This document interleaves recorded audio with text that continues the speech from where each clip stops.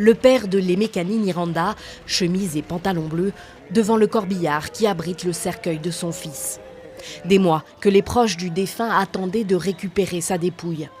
Le jeune Zambien de 23 ans est mort en septembre en Ukraine, à des milliers de kilomètres de là.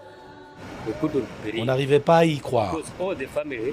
Toute la famille pensait que Lemekani faisait des études en Russie lorsqu'on a entendu cette histoire. Même aujourd'hui, on n'arrive pas à croire qu'il n'est plus là.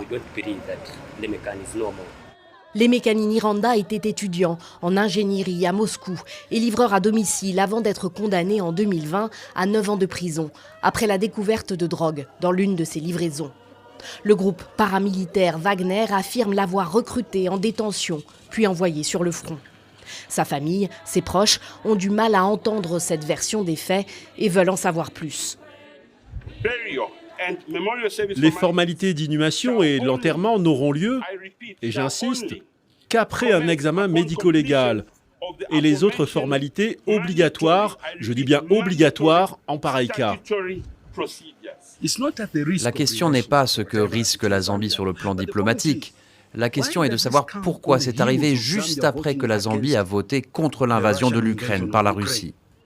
Le mois dernier, le gouvernement zambien a officiellement demandé des explications urgentes à la Russie sur les circonstances de la mort du jeune homme.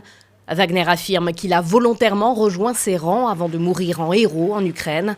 Selon le ministre zambien des Affaires étrangères, son homologue russe lui a expliqué que la loi de son pays permet de gracier un prisonnier dans le cadre d'opérations militaires spéciales, terme utilisé par Moscou pour parler de la guerre en Ukraine.